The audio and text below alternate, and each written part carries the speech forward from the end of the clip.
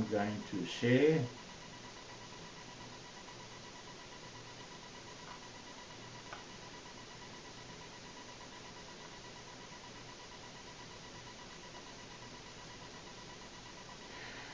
And I was talking to us earlier that I sent 2 lots out, and this one was not the first one. This is the one I prepared for today.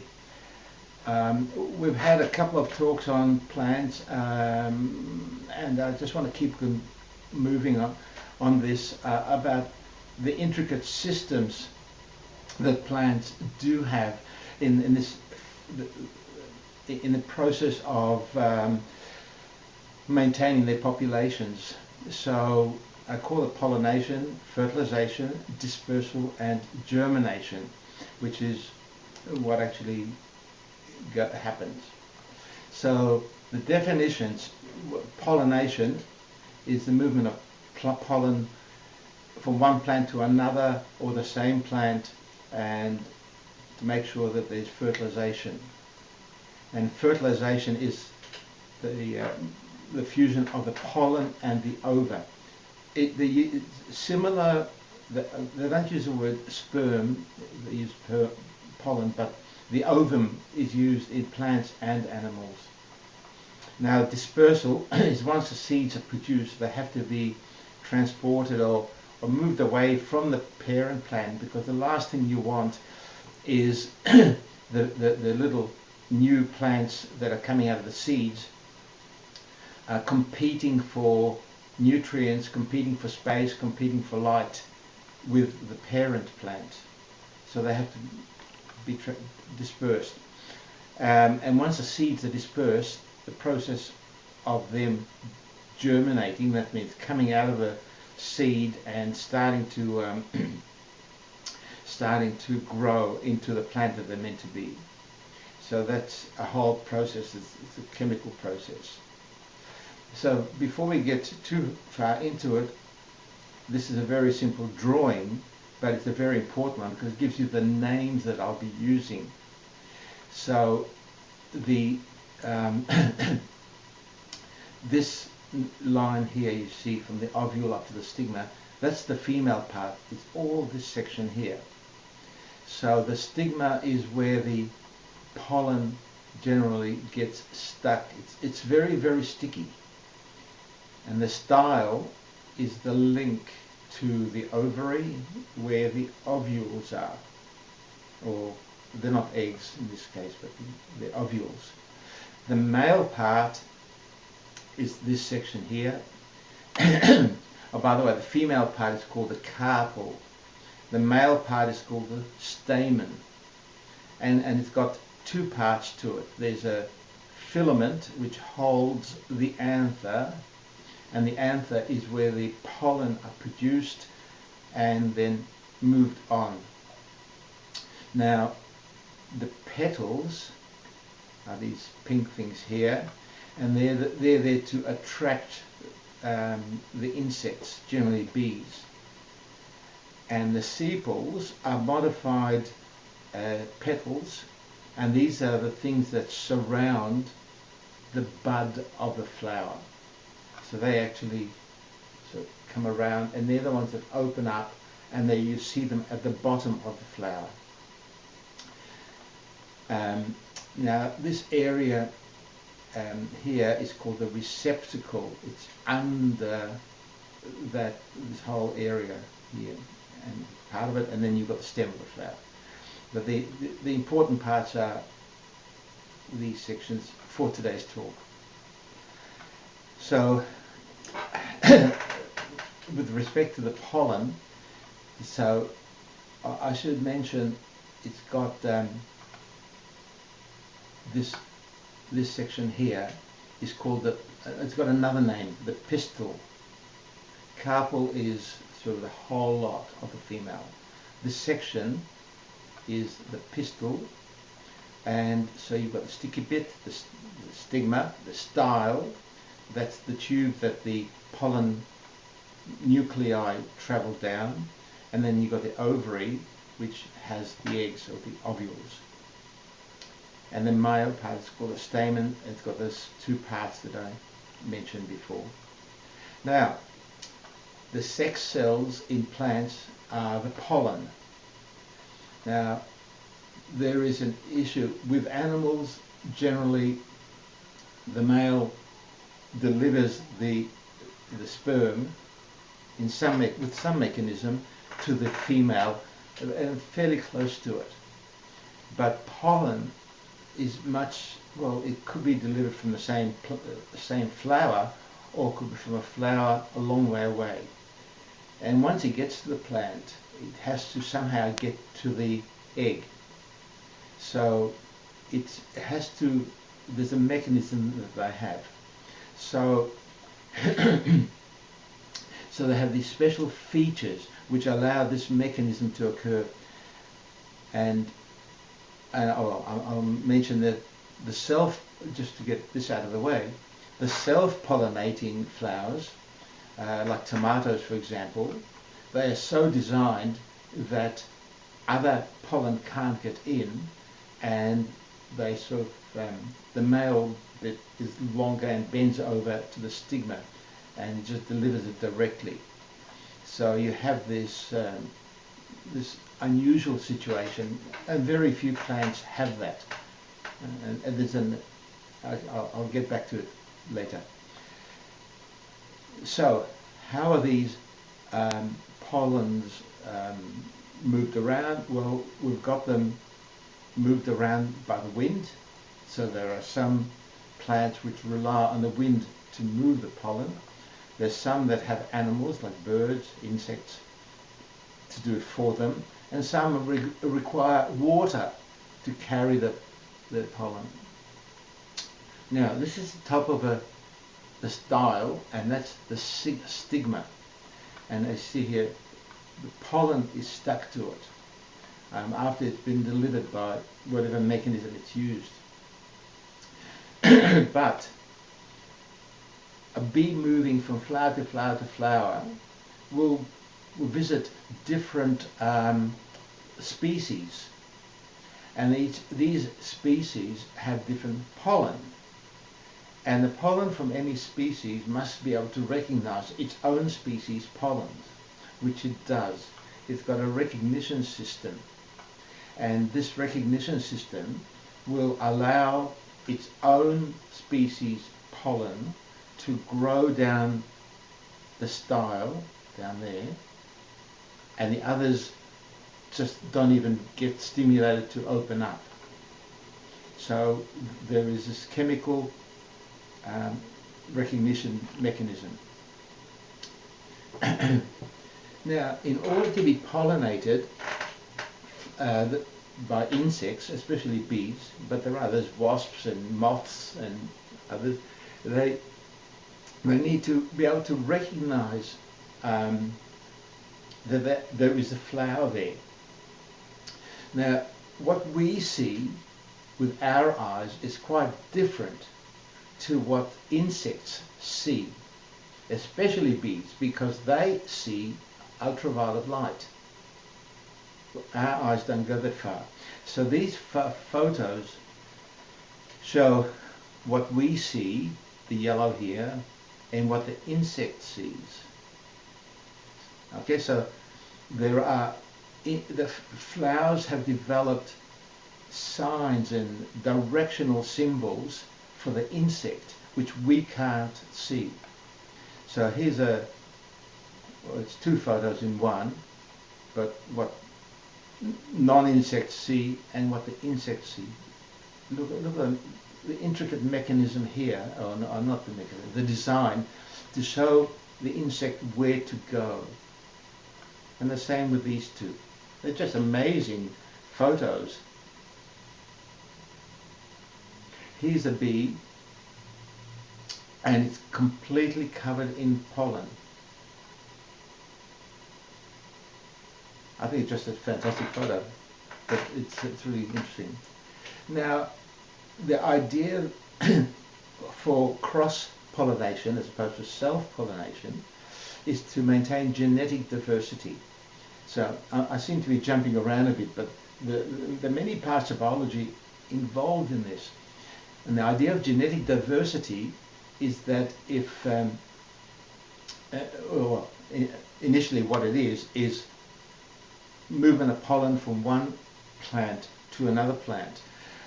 If you have a plant with lots of flowers, it's almost like self-pollination. You don't want that. You want the pollen to go to another plant somewhere else so that the genetic diversity is maintained.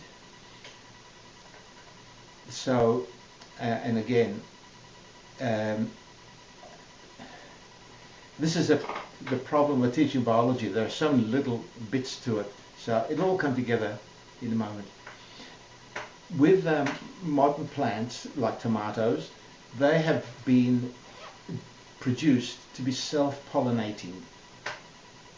Now in doing that, they are said to be a monoculture.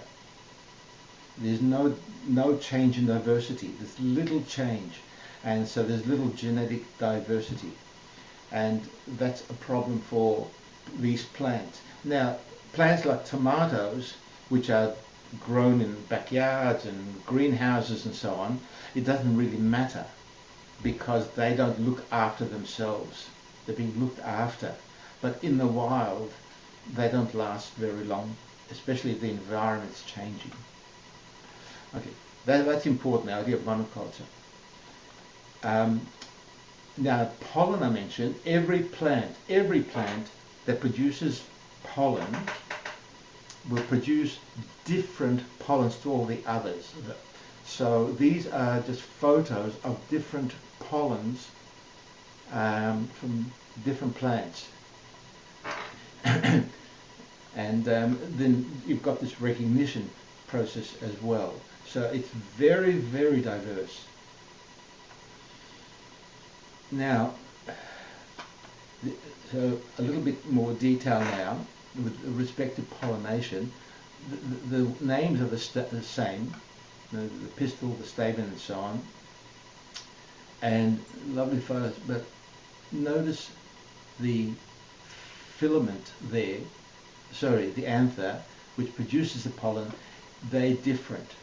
Now if you're even interested a little bit in gardening, you'll notice that the flowers have different structures, but they're basically the same. And the anthers, the bits that produce and hold the pollen, they vary as well. I put this in because it's quite different to the previous picture. And so the whole process is such that under normal conditions, that means not self-pollinating, the stamens are much lower than the pistils. The pistils are above these, and that's important because then they can't self-pollinate. It's very important. So when the insect or the bird that comes in looking for nectar down the bottom will have to pass the pistil before it gets to the pollen. So it'll drop some pollen on the pistil, on the stigma here, on the way down, but pick up new pollen from this plant. Does that make sense? So it's a very, very not complicated, but it's very nice and in a small space. But then again, bees are fairly small. Now, as far as pollination goes, you may have heard of carrion plants. These are plants that produce a smell of rotting flesh, rotting meat. And what they're doing is attracting flies, usually blowflies, and they go through a process of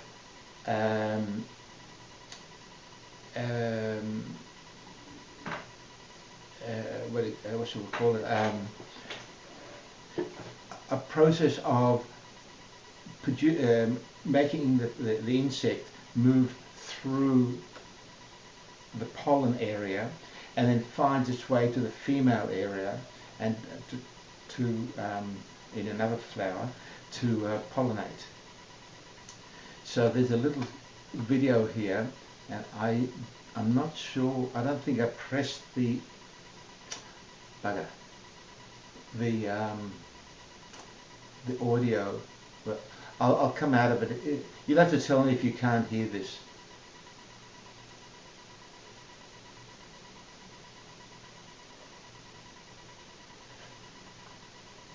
On the lower slopes of the mountain, the plant grows. Can you hear it? We can hear it, but we can't see it. Ah, all right, I'll have to get back then. All right. I think you'll have to drop off this one and open up another window. Yes, I will, I'll drop it. I'll get out of this. I will have to stop the share.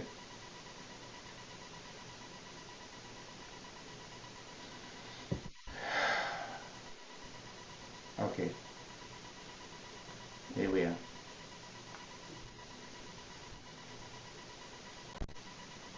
Let's try again.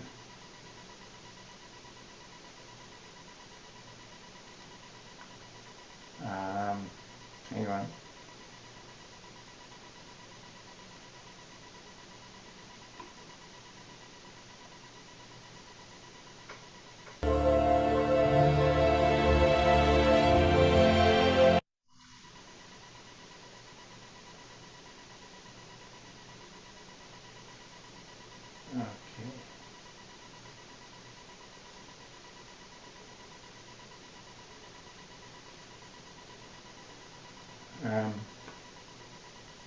Okay.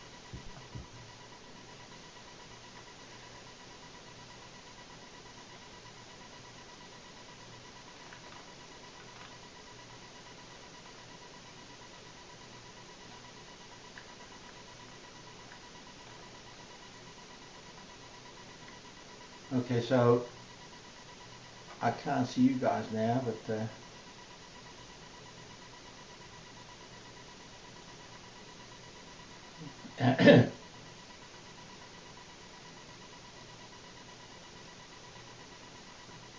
are you there?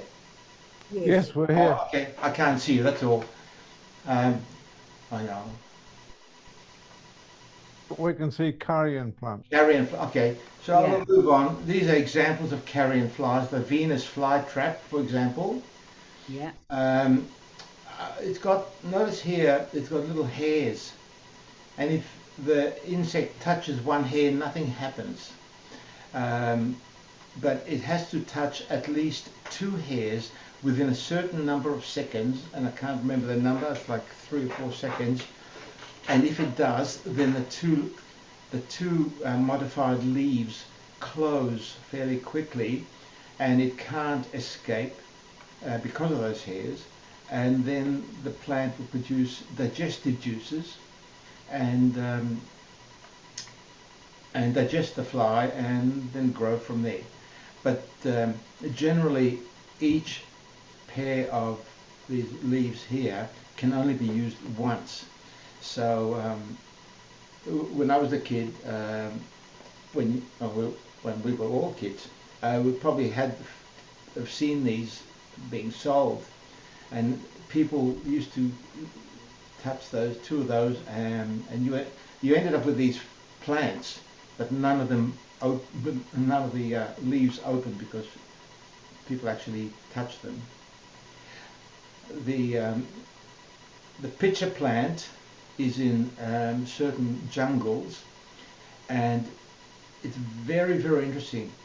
One, it's got a cap over it, because down the bottom here are the digestive juices, and this prevents rain diluting the juices.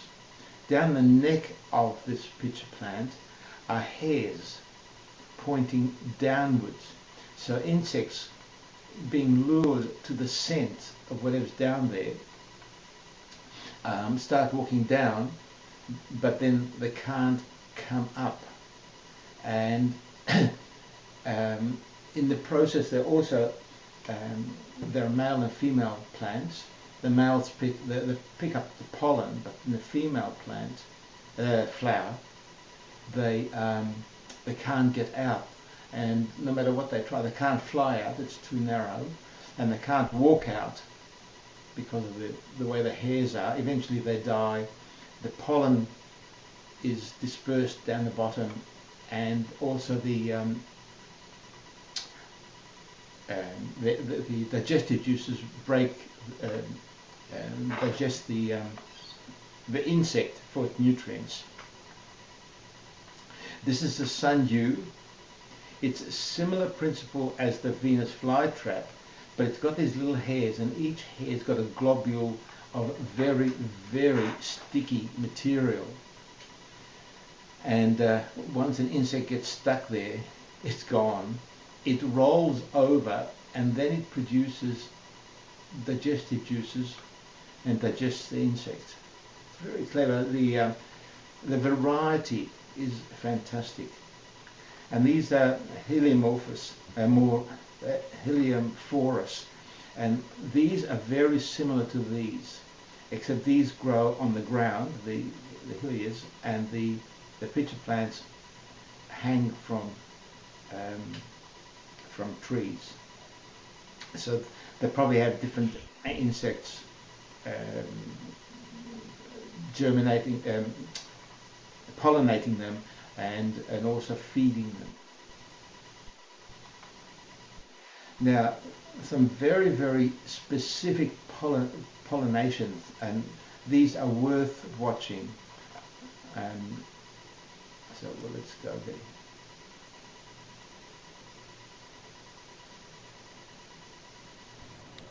So you decided to start trading. Better use plus 500. What? Because trading with plus...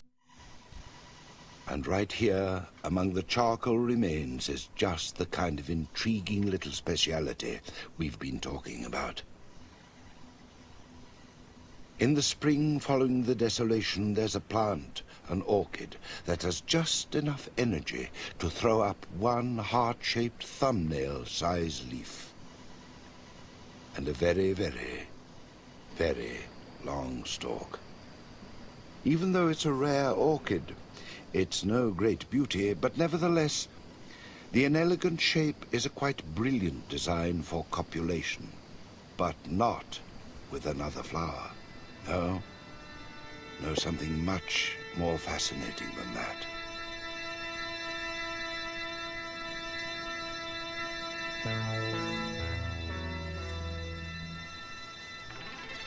Slowly, fighting her way up through the still charred sandy ground, a newly hatched female, a thinned wasp, emerges and takes her first look at the world.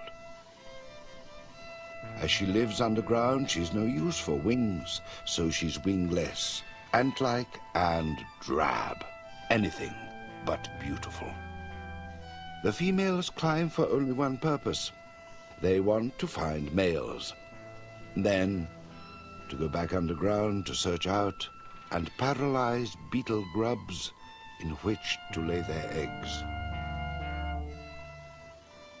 Like a maiden nervously waiting for a blind date, she adds the finishing touches, at the same time releasing an absolutely irresistible perfume. And she waits to clasp her partner with open jaws.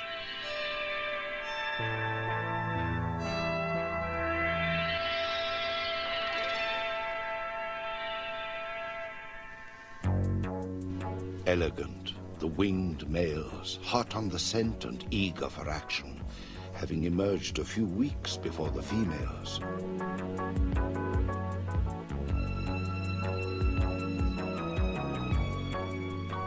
And they actually start copulating in flight.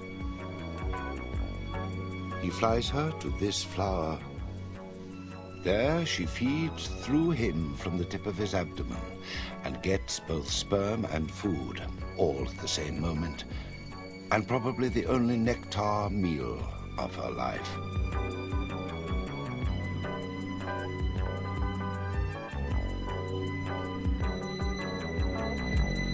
Then he flies her back home. The honeymoon over, she'll just disappear underground forever.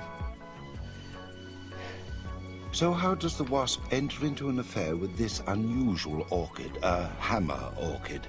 It could be coincidence that all the females are still underground when the orchid flowers, but it is quite beyond coincidence when the flower assumes the shape, mimics the body, and even gives off the scent of the female wasp, and this precisely when there are lots of sex-starved male wasps around.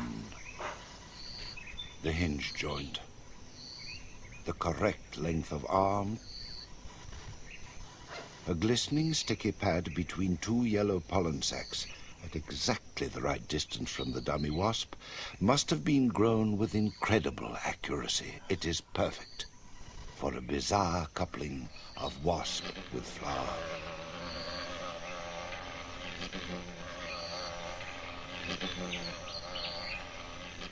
Sufficiently deceived, he tries to fly off with her, but succeeds only in catapulting himself into the orchid's anthers. At last, his furry back peels off the yellow pollen-bearing sacs. He gives up and tears himself free. Although the go-between carries the pollen to other flowers, for the orchid's deception to work, he must visit another hammer orchid, like the wasp visiting now, bringing male elements to receptive female parts.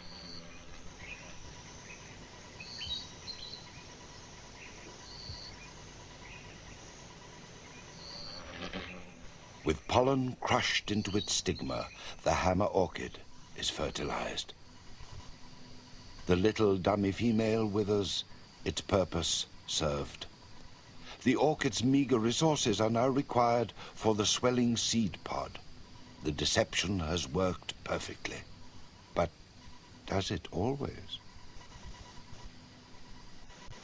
Master your money with the Westpac app.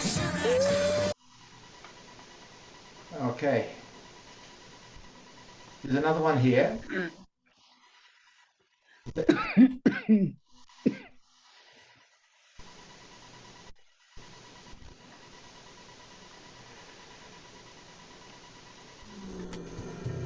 It's me, an orchid, and I'm one of the most cunning of all flowers. My perfume is a trick.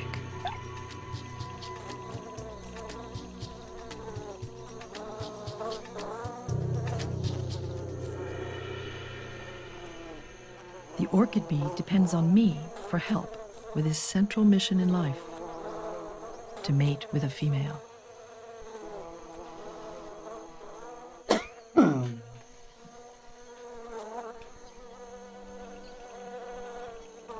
For weeks, he collects scent oils from orchids. Eventually, he uses his mix of fragrances as a kind of orchid cologne to attract a female. The scents come from me, a bucket orchid. The bucket is part of my trick.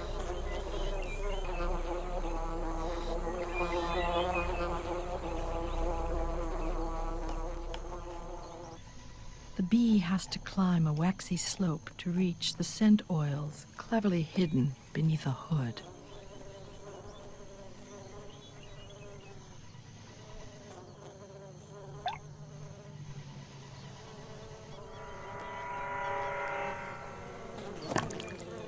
I've filled my bucket with a sticky fluid that makes the bee sink.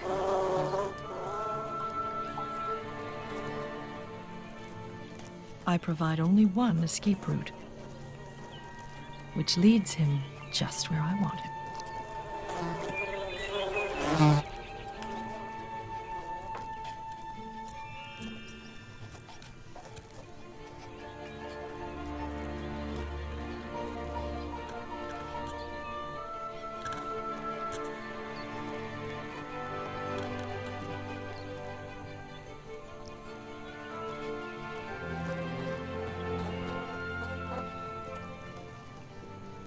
After the bee climbs out, I grip him tightly. I glue 2 pollen sacs to his back, each filled with tens of thousands of pollen grains. These are the only pollen sacs I will ever produce, so I won't let him go until the glue is dry.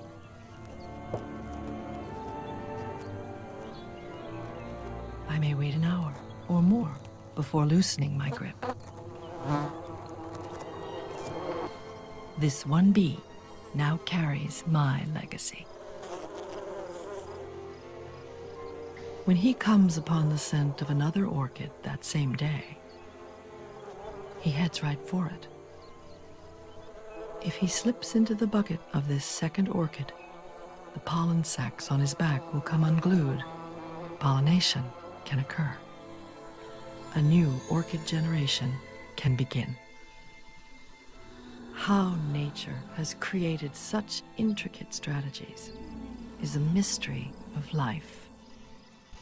Yet we can unravel some of the puzzle if we go back in time. Back nearly 200 million years. During the age of reptiles, there were no mammals larger than a mouse. For a very long time, there were no flowers either. Without flowers, Earth was a drab place. Win at work by communicating effectively with Grammarly. Meet Ty. He is emailing a difficult client. I think. Okay.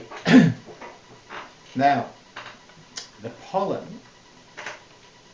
grains that we've been talking about actually have 3 nuclei. So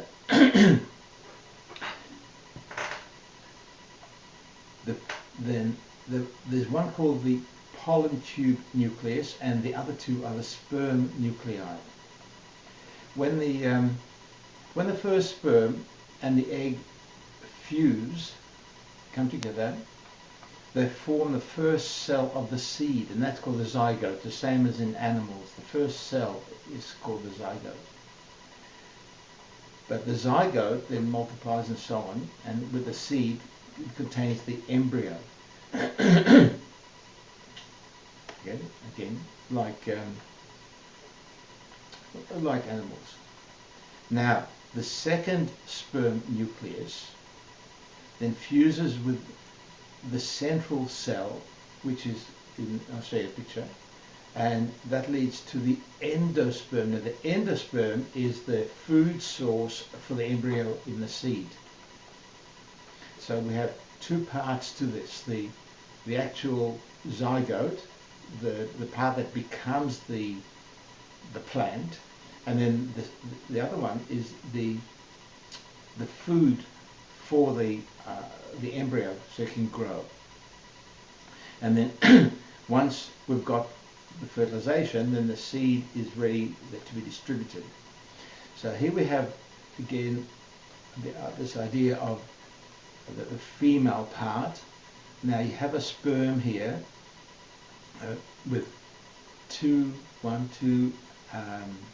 sperm nuclei, and a third one which is called the tube cell.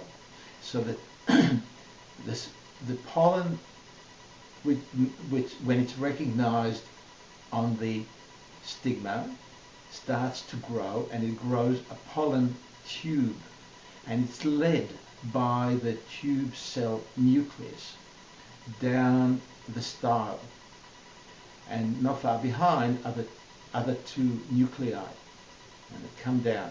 Now down the bottom here you'd have a number of these ovules, which will be, each one will become a seed. So that comes down here, and it grows down the bottom and up in there. So the first one the first one grows in and produces the actual seed, and then the next one there will produce the endosperm. Now, once a seed has been produced, there are different parts to it. So the inside part is the endosperm. That's the food. It's got fats, it's got proteins, it's got sugars. The radicle, that will eventually become the root, and the epicondyle, the leaves. Then you've got a seed coat, and surrounding the seed coat is called what's called a cotyledon that's surrounding it. And so we have different sorts of seeds produced in different plants.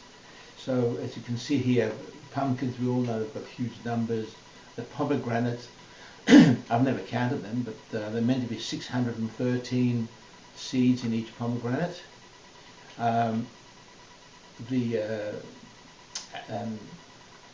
Mangoes, they have one seed. Tomatoes, all these others, the peach, one seed. These have, apples got many. The coconuts only have one seed. Strawberries are the only ones with the seeds on the outside. So, let's go back to monocultures, a little bit of history here. Now, these are the self-pollinators, and some which are grown from tubers, that's like potatoes if you like, and they are at high risk of dying off because of environmental change. Their diversity is very poor. And this is what happened in Ireland in the 1840s when they had the great Irish potato famine. They only used one species of potato, and there was a fungus, what they called a blight, which destroyed the leaves and the roots of the potato plant.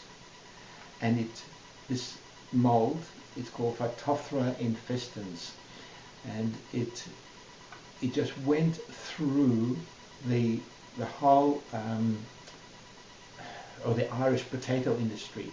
Now, the Irish relied on potatoes for their main source of food, and unfortunately, everyone grew the same potato, the same species, and it just killed them. This particular mold just knocked them out. And so a million of people died, and about 1 million emigrated. We had a huge number coming to Australia. So this idea of genetic diversity is really, really, really important. If they had a number of different types of potatoes, they would not have had this problem, because the mold doesn't attack all potatoes. It just happened to attack. The Phytophthora attacked that particular species. Okay, so it's it's very, very, very important to have variation between individuals. It's almost like the rules that humans have about not having kids within families, immediate families especially, because the diversity is poor and the results are terrible. Now, when you don't have the diversity and the environment changes, the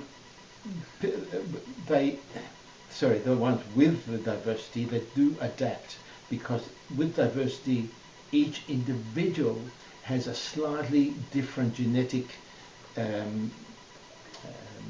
signature, if you like, and some will adapt and some won't. But those that adapt will survive, and the species will continue. So those with little diversity will generally die out, and that's what happened in Ireland. So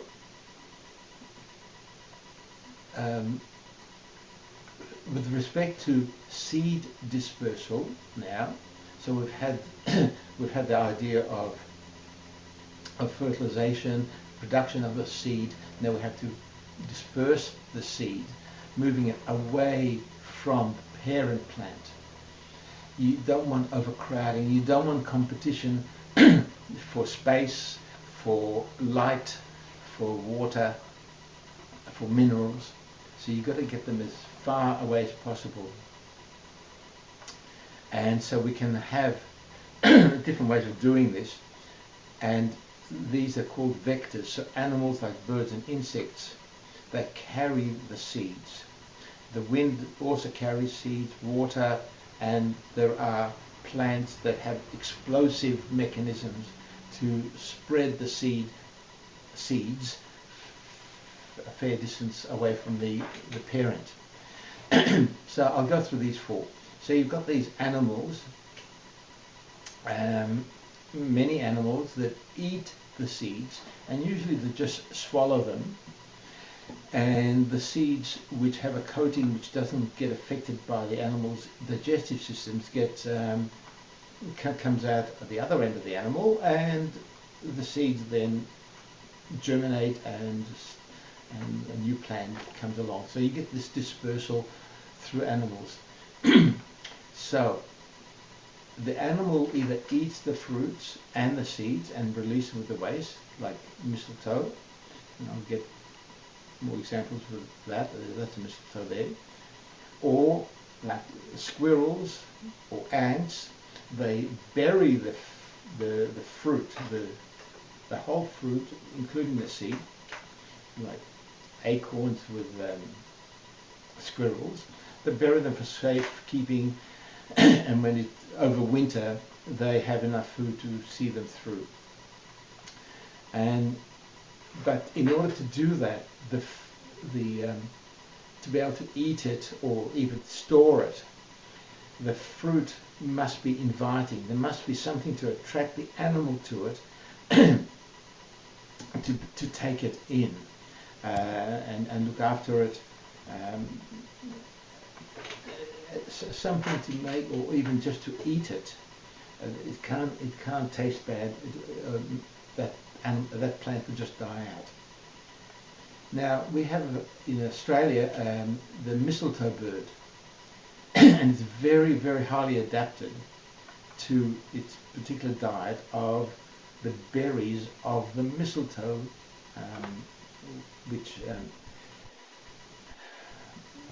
now I should mention that the mistletoe plant is a parasite, and generally on some eucalypts. Now, the mistletoe bird itself, it lacks a muscular gizzard, so it doesn't grind the fruit down, the seeds. It has simple digestive system, and the berries just quickly pass through it, and it digests the fleshy part, but the sticky seeds are excreted, they're pooed onto the branches, and they stick to the branches. Now, once they're on the branch, then the seed germinates and grows. The roots grow into the tree, into the branch. So the mistletoe, we say, is both a parasite and a host, or it's a parasite of the host plant, if you like, and and it's a mutualist. Now, the mistletoe is a parasite because it lives off the plant, but the bird gets some value, the mutual value, from the fruit of the mistletoe. So the bird gets nutrition, and it helps the plant to perpetuate itself by planting, if you like, not really planting, but leaving its seed on another tree, so that then a new mistletoe plant will grow out of that tree, out of the branch. So it acts as a seed disperser and as a disease vector. Okay, so it does good things and bad things. So the word, this was interesting, so I put it in here for you. The word missile, as in mistletoe, the word for dun is mistle. I don't know how to pronounce it. And the twig is tan, and they put them together to mistle tan, and it evolved to mistletoe. That's so the early people watching this, people living in the country, saw what was happening, and they saw the mistletoe growing out of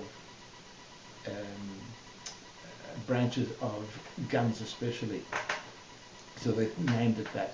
And they also saw the bird. So that's the bird. That's what it looks like. It's not a particularly big bird. And this is what the mistletoe looks like.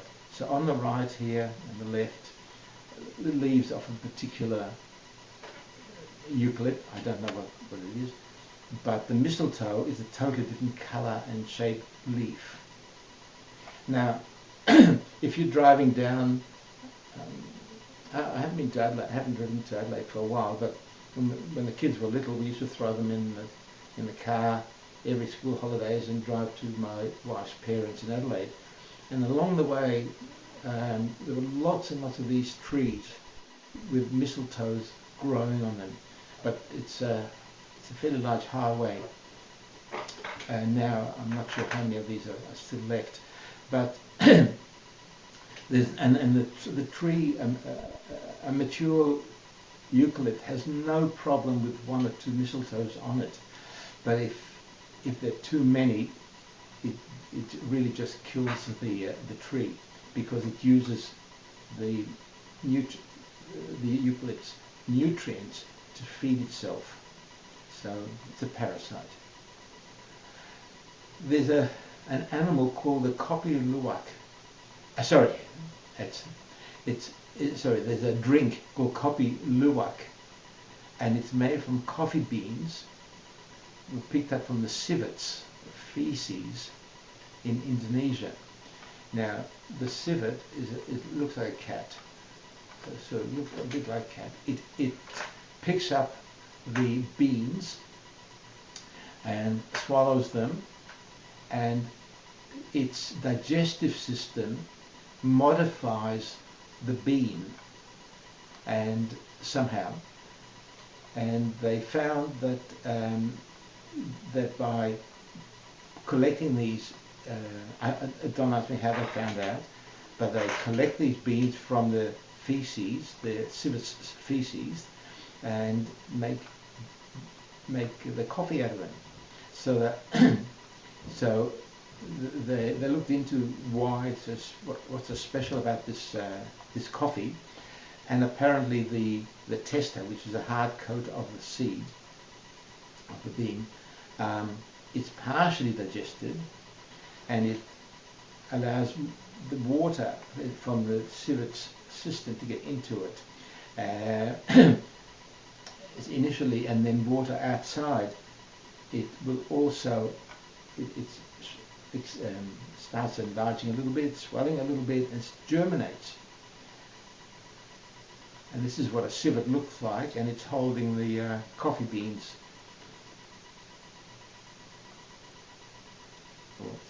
Holding a little branchlet with coffee beans on it. Now, insects such as ants, they collect seeds and store them underground. Now, in the process of moving a seed, so each seed is moved individually. Now, the ants' mouth parts are quite hard, and they scratch the tester, the coating of the seed. Now, when it rains and water percolates into the nest of the ant's nest, the water then is able to get into the seed itself because of the scratches, and the seeds then germinate. In Australia, the acacia, the wattle seeds, are the main ones that ants actually move underground, and that helps propagate wattles. But here I found a few pictures of different ants. If you see, the ants are different, and the seeds are different. So that all over the world, these ants are doing a big service to the to plants. So here's the bottom right photo shows a couple of ants opening up a fruit, and they'll eat the fruit but leave the seed behind, and that'll help with the dispersal and the germination eventually. Now some seeds are dispersed by wind, and they have special structures almost like parachutes, and the wind carries them like dandelions. And there's and some of the seeds of some grasses are very, very small, very light, and they're just carried by winds. And but they need very large numbers because they don't know where the wind's going to take them, and there has to be an appropriate environment. And the soil, there has to be soil, there has to be water, there has to be everything available eventually for them to germinate. And there are trees with this propeller type of mechanism where they break off, and then as they fall they spin. So they stay in the air for quite a while, and as they're spinning and the breeze picks them up, they are dispersed to some great distance away from the parent plant. Now some seeds are buoyant, so they let water carry them. They can float. And coconuts are well known for that.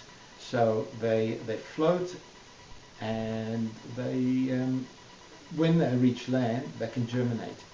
So coconut palms actually grow in a way that they bend over the high tide mark, and when the seeds within the coconut or nuclei within the coconut are ready to germinate, they're dropped in the water, and the water drops them off some beach eventually, and it could be quite some distance from the parent plant.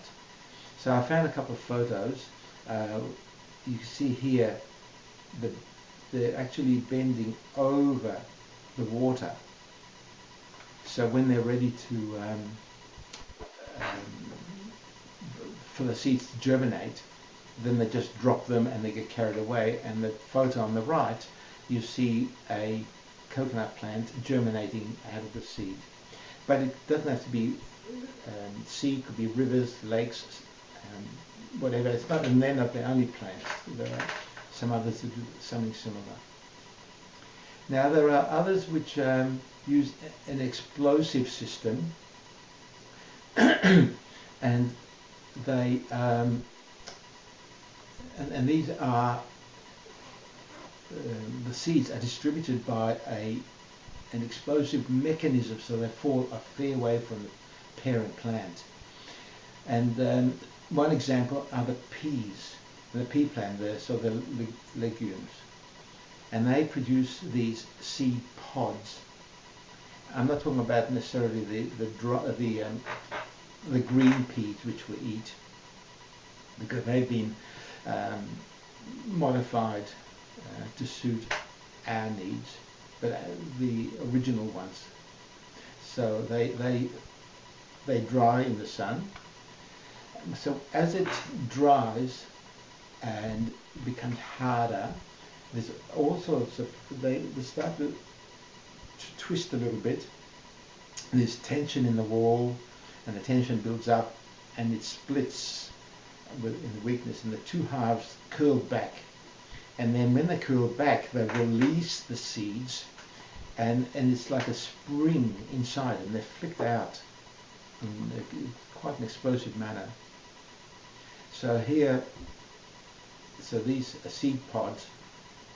There's a pod, and there's one that sort of, that's where they're joined, but they twisted, and in doing so, the seeds pop out. Okay, here's another YouTube.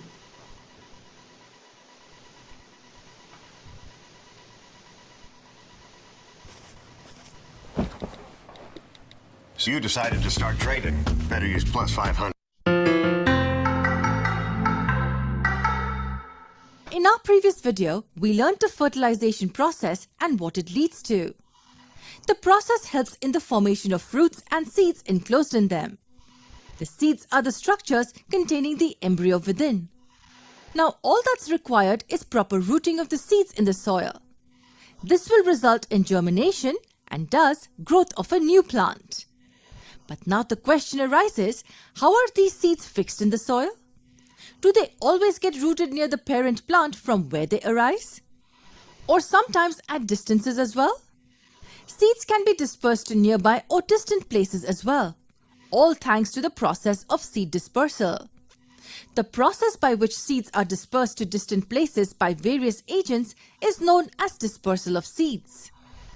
Who are these agents? Seeds are transferred to various places by factors such as the wind, water, explosion, and animals. These agents make the process of dispersal of seeds easier. Let's now discuss about this process in detail. Our first agent of dispersal is the wind. Seeds of plants like dandelions have parachute-like or hair-like structures attached that are so light in weight that they easily get carried away by the wind. Thus, even the seeds get carried to distant places. What is the next agent we have in our list? It's water.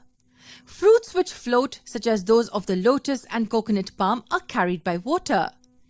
You won't believe that coconuts can travel for thousands of kilometers across seas and oceans. Hard to believe, but they do. What is the next type of dispersal? Let me name it for you. It's called the dispersal by explosion. Did I just say explosion? You heard me right. Then what exactly explodes in a plant? In some cases, fruits or pods containing seeds burst on their own. The pods dry and split open suddenly with considerable force, which throws the seed at a distance. What are the examples of such type? We have plants like broom and peas which belong to this category. Now these were all the abiotic agents. Last in the list are the biotic agents which we need to have a look at. Biotic means living organisms. So are animals also responsible for dispersal of seeds? Yes, they are. Tell me one thing. What do we do with the seeds after eating juicy fruits? We generally throw away the seeds, right? Yes, that is how seeds from a plant growing in one area reach a completely different area. Plants are even benefited with the seed dispersal by animals. To understand this, let's take the simple example of birds. Birds also relish on the juicy fruits that have seeds within. In many cases, the seeds of the plants are too tough to germinate if planted directly into the soil. Now, if such a fruit is consumed by a bird, then the seed does not get digested in the bird's body and is thrown away directly. However, the hard seed cover softens a bit due to the chemical activity of the acids present in the bird's stomach. So as the seed passes through the bird's gut, it gets soft, and when it drops on the ground and gets rooted, it becomes easy for the seed to germinate. This is how animals can help in far and wide dispersal of seeds. Can you name some seeds which belong to this category? Blackberry, cherry, apple, and so many pulpy fruits have seeds that are dispersed by animals. Now tell me, why do we need this dispersal process? I mean, what will happen if the seeds from the parent plant get planted near it? Being near the parent plant would severely affect the growth and development of both the plants. And why so? The two will start competing for sunlight and water. That is the reason why seed dispersal is extremely useful for plants.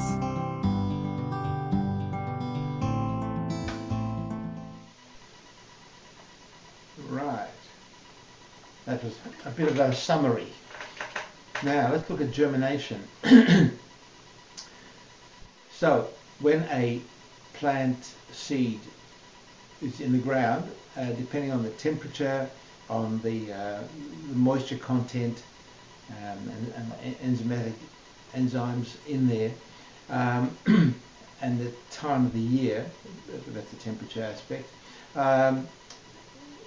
little bits come out, and one little bit's called a coleoptile, and the other one is the radicals. So the radicals become the roots, the coleoptiles become the leaves, the stems. So and they usually, you know, they do grow about the same time. And the other aspect of the root, of course, is to stabilize it, to make sure it stays in the soil. And now I should mention there are monocotyledons and dicotyledons, and the monocotyledons have one first leaf, and you can tell them apart as in the diagram here. They have, all the leaves have parallel veins, whereas the dicotyledons have sort of veins. Branching.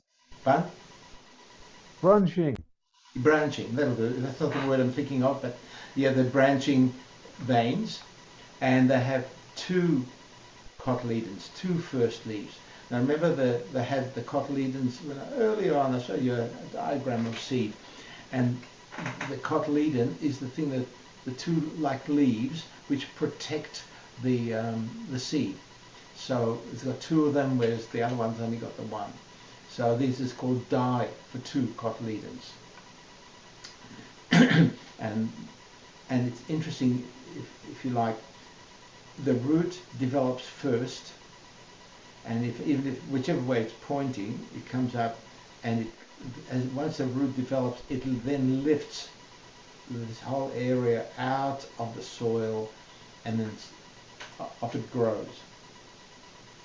So even the germination process between the grasses, which are the monocotyledons, is quite different to the dicotyledons. So germination is this process of emerging from seeds or spores and beginning to grow. Now, what affects seed germination? It needs water, of course. It needs oxygen. Then the temperature has got to be not too hot, not too cold, just right. It sometimes needs fire, especially in Australia. Some of the acacias, for example, hakeas, they need to be cooked for a little bit before the tester water can move through it. And the pH of the soil is very important too. So here's a diagram of a seed. That's the endosperm. Remember that the second nucleus grows into the endosperm, and so it has oils and starches and vitamins and minerals and things that are required. The embryo part here, so you've got the tip of the root, the tip of the shoot here, and these are the cotyledons that grow. There is a thing about some plants have seeds which can be alive but dormant, so they'll be non-active. They're still metabolizing very, very slowly inside. They don't want to use up all their nutrients before they germinate, but they're waiting until the conditions are just right to germinate. And the factors that affect this dormancy, the plant hormones, and there are quite a few of them, but two of them are particularly important: abscisic acid, and that inhibits germination, and then you get a couple of these gibberellins, and they end the seed dormancy. Abscisic acid is very important in plants where they, for example, when fruit drop off a tree, when they're ripe and so on, and they've had enough, to be able to drop off the tree, the little stem on the fruit is sealed off from the tree itself, and it falls to the ground. And the sealing off process is done by abscisic acid. And the process of it, a leaf or leaves, all leaves, when the leaves fall in autumn, this process is called abscission. Now I don't know whether abscission became before the name of the acid, I'm not sure. Now in brewing, barley seeds are treated with gibberellins, and that's another, these ones here, where they end seed dormancy, and they cause them to germinate, and then they cook them, they bake them, and that's called malting. So with whiskey, for example, you have single malts and double malts, and that's this process. And they actually use gibberellins to stimulate this process. Now, this is a much more complicated diagram where you have water coming in, and the gibberellins are stimulated. You get growth here for the seed part. You got the radicle and the epicotyl with the leaves, and the cotyledons there. And here you've got starch. Now the starch, as you know, I think you should know, is mainly glucose, the sugars. And amylase is produced by DNA holds a code.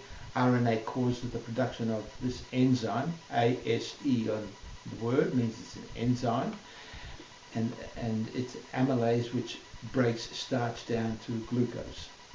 And so this process, and especially if it's on the surface with some seeds, this is a lettuce seed, it requires light of certain frequency it's called photoactivation, to stimulate the DNA to get the RNA produced, and then go through this. And once the sugar's there, it goes into this area where the growth of the roots and the stems takes place. Now comparing then the germination of the monocotyledons and the dicotyledons, the seeds are quite different. And as you see here, you've got a single cotyledon, and here you've got two. That's why it's called 1 and 2. And they come out in a different way, as I showed you before. For those of you who want to spend, I won't spend too much time on this, but this is a much more detailed diagram showing the process of germination, but the seed, the water absorption, now the seed respiration increases, so with the water there, their metabolic rate increases. Then proteins start to be produced, the sugars are broken down, the gibberellins, the hormones, stimulate the activities of proteases and amylases. The proteases break down proteins, the amylases break down sugars or starch. You get the sugar, you get the rupturing, and then the root and the shoot elongate. So it's just a nice way of showing the process. And that is it. So ending share, stop share. So it's a little complicated in parts. I hope you understood it. I will send out the notes, which I sent the wrong ones out. I noticed a couple of people have left us. But well, so be it. Does anyone have any questions? No, so those notes that you send out with the email, they were the wrong notes. Yes, that's for the next session, but I haven't finished on it with it. Yeah, I just clicked on the wrong one. Oh. But I don't understand why you didn't get the second email, because it shows on my system that it went. Doesn't matter. Doesn't matter. I'll once I get the recording link, I'll include the notes with that. Okay. When I send that out. Very interesting. Well, a lot of people like pottering around the garden, but maybe this will open your eyes a little bit more to see the intricacies of the different plants, the leaves, the seeds, you know, if you're interested in the garden, you know that some like a bit more shade, a little bit less shade, and you start thinking about why, and there's a good reason for virtually everything there, and in fact some plants will just you know will grow where they're not actually said to need to be growing because of the genetic diversity. Because they just fit in. Now it's like people. Some people like the cold. Some people like the heat. I don't like either. But you know, there are people who will lie on the beach for hours, you know, get cooked and feel great. But it's and other people, you know, to me, it's a waste of time. But Ruben, your orchids videos were really fantastic. I find them very interesting. It sort of adds more, I can say, strength into your notes. Yes. Yes. So I think that's fantastic how you combine that. Yes, and that's what I go looking for them, and that's, you know, as well as writing the material, I look for the drawings, the photos. It takes hours, but I like it. I get a buzz out of doing that, and it's so helpful. Yes. And I really miss the teaching in front of the kids. I mean, it's been about 15 years now. It's hard to believe, but I taught for 35 years. I've never had a bad day. I got along really well with the kids and their parents and whatever.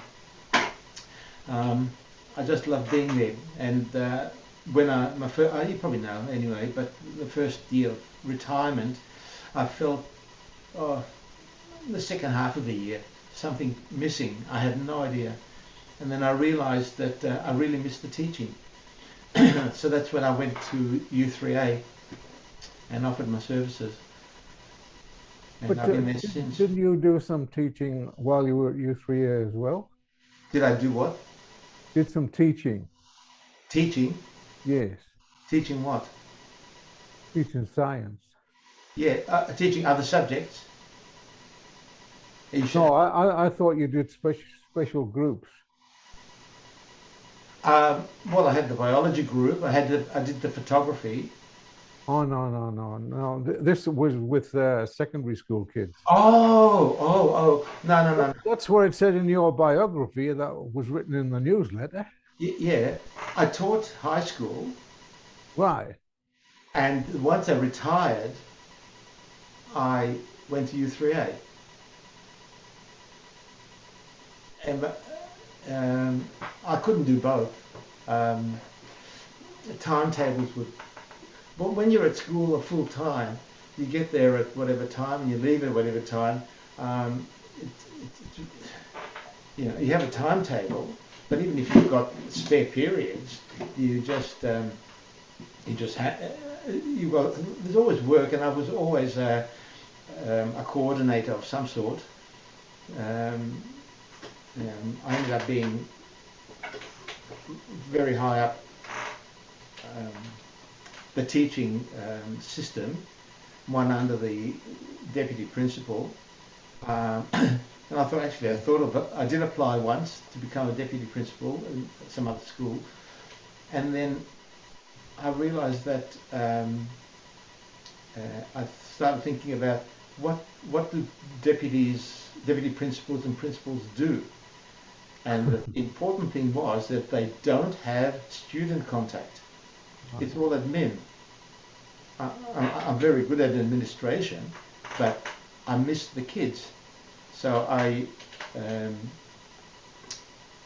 just stayed as a teacher, and you know what? The salary at the level that I was at, which was the very top of teacher, and the salary of a teacher and the salary of a deputy principal was so small, it wasn't worth the move anyway. But I look forward every day to teaching, to going in and being with my kids, and I'm still in touch with some of them after all these years. And they've grown up and they have their own families. Where are your new kids? Sorry? Where are your new kids? Yeah.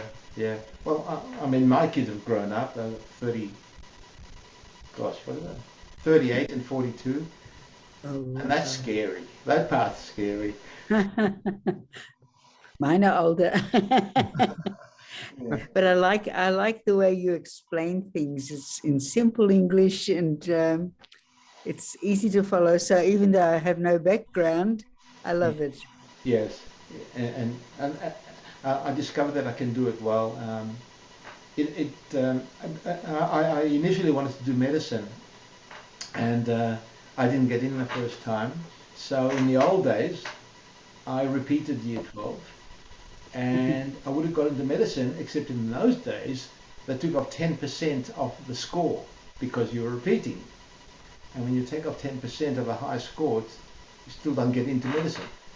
So I went into science, and while there I discovered that because we were open days regularly, I was involved in the open days and I could explain things to people. And that was a turn on for me, leading to teaching. I tried working in a lab when I finished. I did an honours degree, and then I finished, I can't remember, maybe November. I found a job in a laboratory. I'm trying to remember. There was a psychiatric hospital just at the beginning of the Tullamarine Freeway, heading north on the right hand side. I can't remember. Anyway, the doctor there, the guy in charge, the pathologist, needed some extra help, so I was there for a while, but I was bored out of my mind, and I went back to Monash and I said I want to do teaching, and they welcomed me with open arms. They gave me $4,000 and to do my diploma in education, and never looked back. So Ruben, I will be away from the 6th to the 24th of next month for my son's wedding. Oh, mazel tov. Thank you. So I'll miss I think one session there. I'm going away. We're going away second half of August for a holiday. It's been a while. And I think I'll be able to do it on my laptop. But I'll let you know. I think we're going east. We're going to Malakuta and some area in New South Wales. And I should be able to do it. But I'm getting lessons prepared anyway. So So I work ahead of time. Yeah, I try. It's good fun. It's fun. You know, Ruben, I've noticed in the last few days, I've been looking at. I looked at the last session because I couldn't be here. oh yes. And just about every day, whenever I go onto YouTube, you keep appearing on my list How come? for some of the older ones. Oh, I'm not doing anything. No, you don't have to do it. It must be me. Oh. No, it's Google. They've found out what I'm interested in, and so they keep popping up your old lessons. Yeah, I had looked. I've got 19 of them now there. The one that I had to reboot the reproductive systems of animals, the animal one, because I rebooted, we lost everything. So now I reboot before I start. But last time the computer stayed on overnight for some reason. I always switch it off at night. Yeah. By the way, you're still recording, so I don't know whether you want. Yeah, this. I will. I can edit that. You can knock this out. I can.